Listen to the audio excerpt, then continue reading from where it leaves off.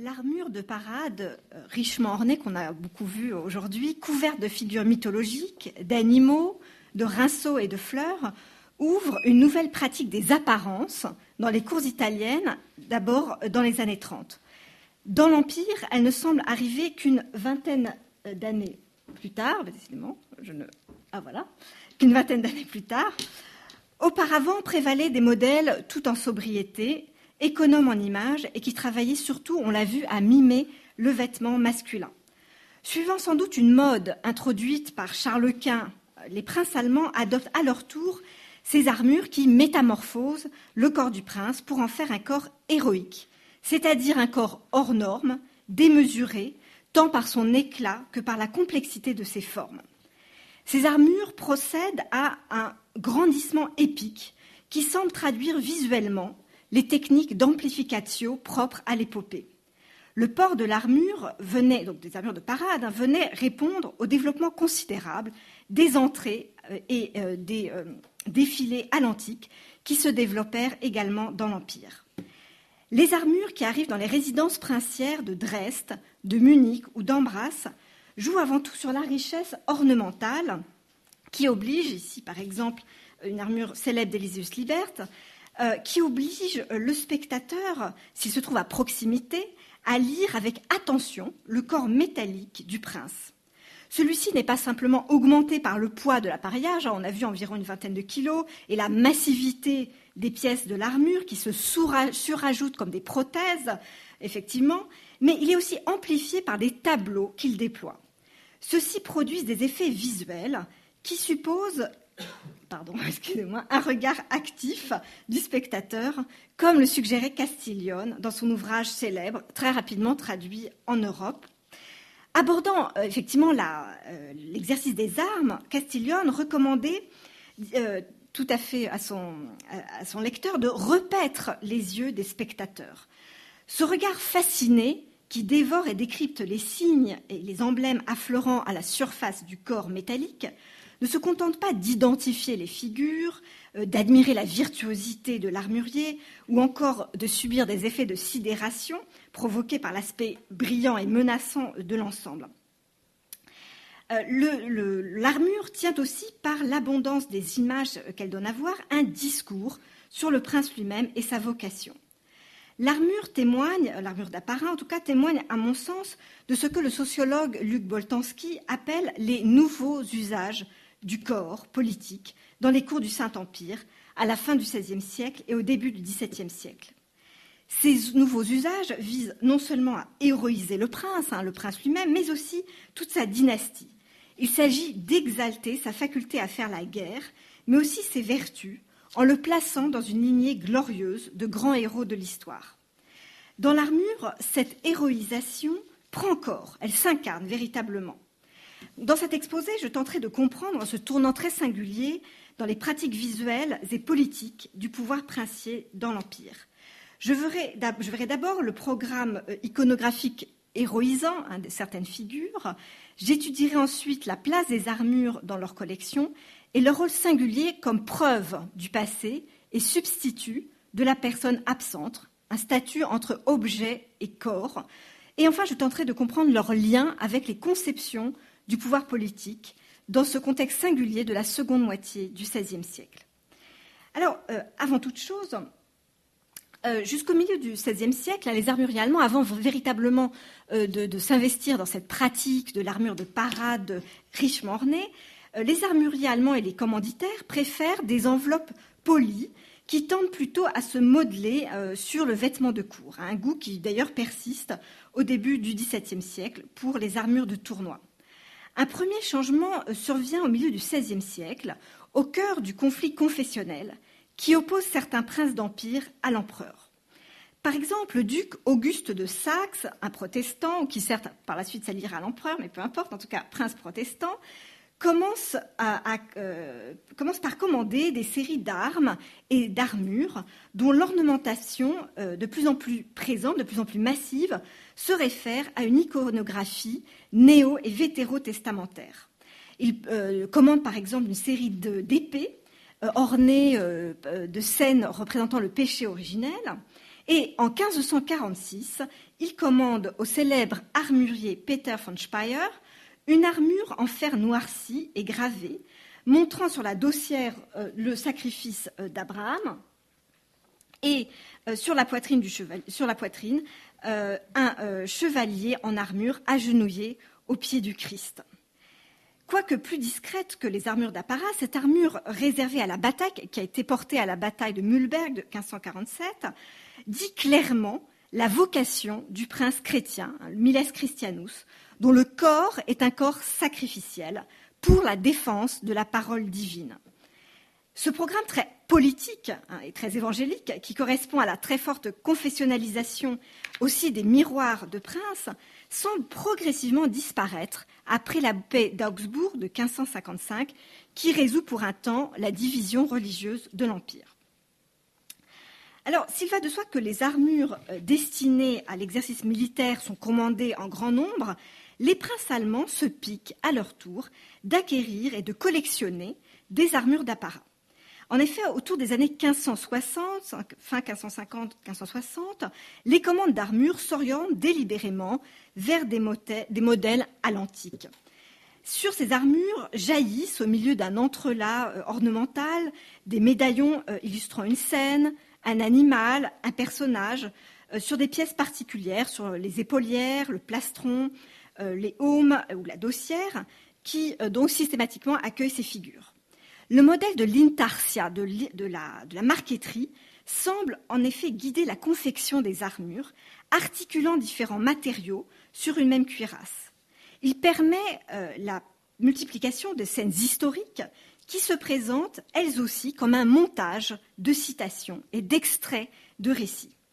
Dans ces décors, le thème herculéen remporte sans doute la part du lion. Lorsqu'en 1575, l'électeur Auguste de Saxe reçoit l'empereur Maximilien à Dresde, il revêt une armure, ce n'est pas celle-ci, représentant un Hercule anéantissant l'hydre calviniste, thème qu'il avait déjà mis en scène un an plus tôt, lors du carnaval, où il était apparu sur un char attaquant une hydre.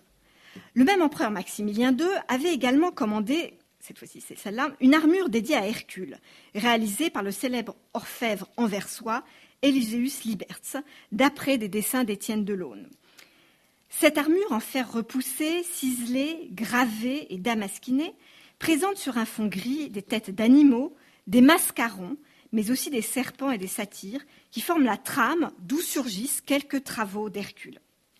Quant à Ferdinand II du Tyrol, il acquiert en 1560, pour sa collection d'Ambras, une demi-armure réalisée à Prague. Structurée en deux parties, dans des bandes de style mauresque, elle déploie sur la poitrine à droite le combat d'Hercule et du lion de Némée, à gauche Neptune brandissant son trident. Au dos, Jupiter élève la foudre, tandis qu'à droite, Vulcain travaille à sa forge.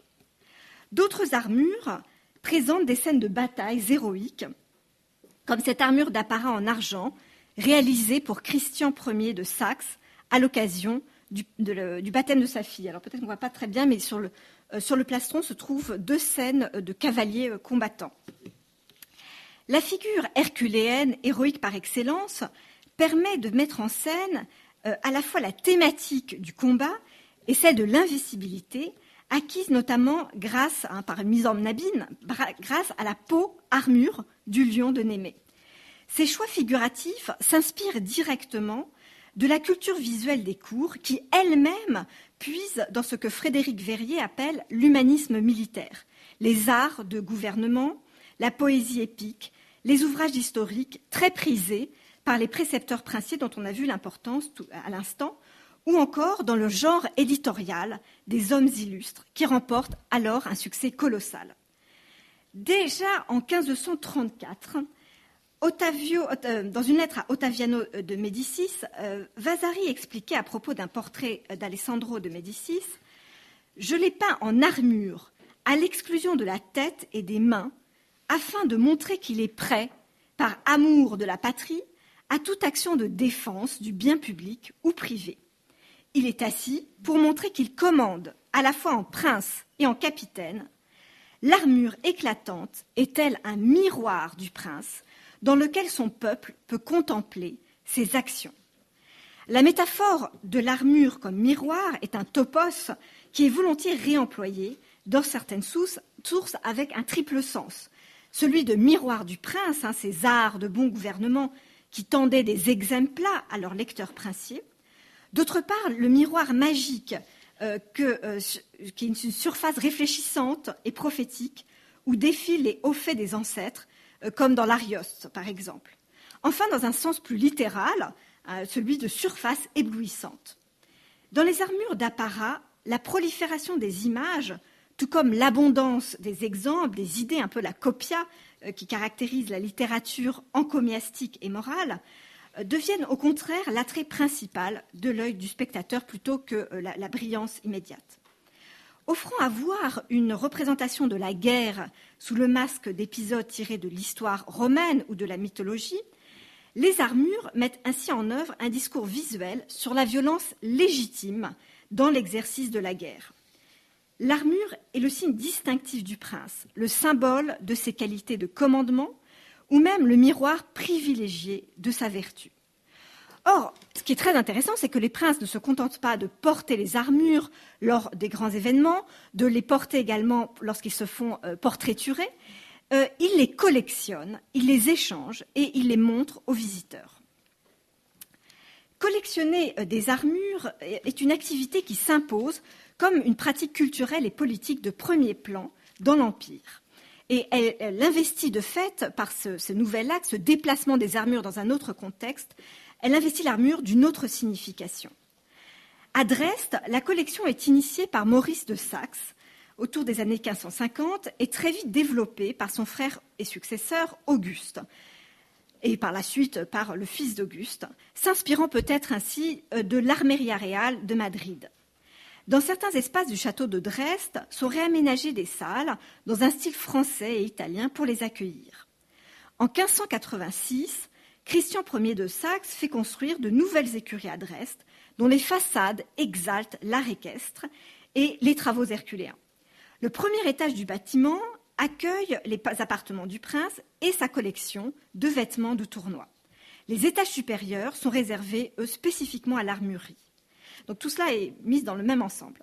Ce bâtiment était relié au château par un long corridor, achevé en 1588 et formé de 21 arcades, qui accueillait une galerie de portraits d'ancêtres fictifs ou avérés de la famille albertine. À Ambras, Ferdinand de Habsbourg, frère de l'empereur Maximilien II et gouverneur du Tyrol depuis 1564, fonde une brillante collection d'armures occupant 5 salles très vastes. La première comprenait 70 armures de tournoi. La seconde était dédiée aux armures curieuses, armures de garçonnets, armures de nains et de géants. La troisième pièce était appelée la Leibbrustkammer, la pièce contenant des armures personnelles de l'archiduc, armures de tournoi, armures de bataille. Mais le cœur de la collection, qui est constituée par la célèbre Heldenrustkammer, dont Juliette a parlé ce matin, la chambre d'armes des héros, faisait véritablement la fierté de l'archiduc, avec une dernière salle qui était consacrée aux trophées arrachés aux Turcs. Mais donc la chambre des héros était constituée de 120 armures portées par des héros valeureux et renommés. Et ces armures étaient disposées selon un ordre hiérarchique. Il n'est pas fortuit qu'à Ambras, cette fameuse salle dédiée aux héros soit, dès le début du XVIIe siècle, l'objet d'une somptueuse publication en latin et en allemand, intitulée L'Armamentarium Heroicum. Dans un in-folio imposant, le lecteur fait défiler les portraits en armure des héros gravés par Dominicus Custos, à partir de dessins de Giovanni Battista Fontana, auxquels répondent des biographies des personnages rédigés par le secrétaire de l'archiduc Jakob Schrenk von Notzick. L'ouvrage, par son titre et par l'alternance entre portrait et récit, puise explicitement dans le genre des hommes illustres, genre humaniste par excellence, qui remportait un très vif succès depuis la fin du XVe siècle. La référence explicite à un genre littéraire permet de bien comprendre le statut singulier de ces objets dont le déplacement hors des arsenaux et des champs de bataille pour rejoindre un lieu investi d'une aura particulière, la collection attribue de nouveaux usages commémoratifs, esthétiques ou érudits. La classification de l'archiduc et l'articulation entre portrait et armure, articulation qui avait lieu même dans la collection, puisqu'il y avait des portraits d'ancêtres à côté de la collection, et même certaines armures qui portaient des figures de bois sculptées. Donc cette articulation entre portrait et armure montre bien que l'armure est un objet dont la charge symbolique est immense. À la fois enveloppe vide du corps qu'elle a modelé, elle est aussi son double et son substitut. L'armure renforce ou complète le portrait, mais avant tout, elle vient fournir au fondateur de la collection les preuves tangibles, corporelles, d'une généalogie héroïque. La disposition des armures, leur association à un illustre propriétaire, permettent la métamorphose de la chose, la simple enveloppe de métal, en objet, selon une distinction chère à l'anthropologue Jean Bazin. Pour celui-ci, la chose devient un objet lorsqu'elle est saisie au sein d'un dispositif qui détermine ou surdétermine ses effets, des effets symboliques, surnaturels, thérapeutiques ou autres. La classification de l'archiduc et l'articulation entre portrait et armure montrent bien que l'armure est un objet chargé d'une aura. À Ambras, comme à Dresde, la valeur historique et symbolique des armures érige celle-ci au rang de reliques.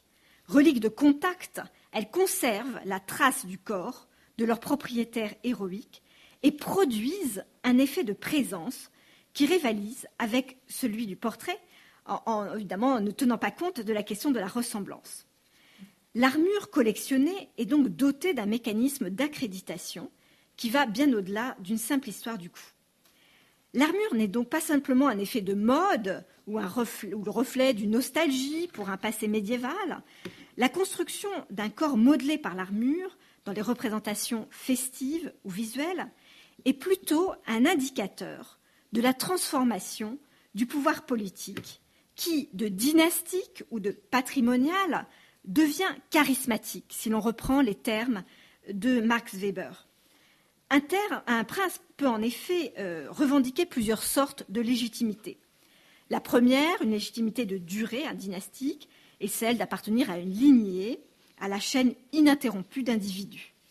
L'autre, la légitimité de rupture, est celle d'un souverain de mérite, pourrait-on dire, qui arrive le premier au pouvoir et qui met en avant, sur le modèle de David par exemple, l'élection divine manifestée par une série d'épreuves. Dans ce cas, la figure héroïque, représentant les épreuves surmontées par le souverain champion, ou mieux comme compagne porteuse de victoire, indiquant la bienveillance divine, est intéressante à mettre en scène. Bien sûr, et c'est très souvent le cas, on peut combiner les deux éléments, ces deux sortes de légitimité. Le cas exemplaire est celui de l'empereur romain, dont le discours symbolique repose sur un équilibre subtil entre légitimité d'élection, elle est le triomphateur choisi par les dieux, et légitimité dynastique, puisqu'il s'inscrit dans une gens impériale. Dans la seconde moitié du XVIe siècle, et surtout à la veille de la guerre de 30 ans, les princes allemands combinent eux aussi subtilement les deux éléments, mais en insistant sur l'aspect charismatique de certains ancêtres choisis, ou pseudo-ancêtres d'ailleurs, choisis avec soin. Le héros victorieux, qui figure dans la galerie sous la forme d'armure, est là pour faire rejaillir son charisme sur le prince lui-même. Il s'agit, à l'intérieur d'une succession héréditaire reconnue, d'introduire cet élément d'élection, l'exploit héroïque qui qualifie le prince héritier. Or, ce charisme s'appuie sur l'imposition de normes de perception du corps et de ses effets. Ainsi, la généralisation de l'armure, tant dans les portraits que dans les événements festifs, participe de cette captation des formes de représentation du pouvoir charismatique qui étaient jusqu'alors réservées, du moins dans l'Empire, aux empereurs. Ce processus a pour conséquence d'effacer visuellement la distinction entre le statut de prince et celui d'empereur, sachant que princes et empereurs se livrent précisément à l'époque se livre entre eux une lutte féroce depuis l'éclatement confessionnel. Ainsi, l'usage démultiplié de l'armure traduit en effet une mutation essentielle du pouvoir princier qui s'apparente à une forme de reféodalisation dans la seconde moitié du XVIe siècle et au début du XVIIe siècle. C'est en quelque sorte une réponse visuelle à un processus en cours et qui n'est pas véritablement théorisable. Les objets et les pratiques condensent à eux seuls les transformations institutionnelles des principautés. La construction d'États territoriaux autonomes, ou revendiquant en tout cas une forte autonomie vis-à-vis du pouvoir impérial, va de pair en Allemagne avec la prise en main des églises territoriales. Cet accroissement du pouvoir temporel se traduit dans les principautés protestantes comme dans les principautés catholiques par un développement considérable du droit territorial. Les principautés se constituent en territoria clausa, en territoire autonome et presque souverain. Et ce faisant, les principautés se dotent d'un droit forgé à leur profit. Sous le double effet d'une unification donc juridique et confessionnelle, s'impose progressivement l'idée que seul le prince peut défendre le bien commun et le salut de ses sujets. Cette prétention à une autonomie, non seulement confessionnelle, ecclésiastique, mais aussi politique, avant donc d'être l'objet d'une théorisation par la tratistique politique, trouve son expression dans des images et dans des pratiques symboliques. Celle-ci formule la nouvelle place que se sont octroyés les princes dans l'Empire face à un empereur globalement affaibli et incapable de régler les tensions confessionnelles. En témoignent les nombreux conflits militaires qui précèdent la guerre de 30 ans. Le corps héroïsé, monumental du prince, dit clairement, à la veille de la guerre de 30 ans, le droit que le prince s'est arrogé et qui était auparavant un droit impérial, celui de faire la paix et la guerre. Je vous remercie de votre attention.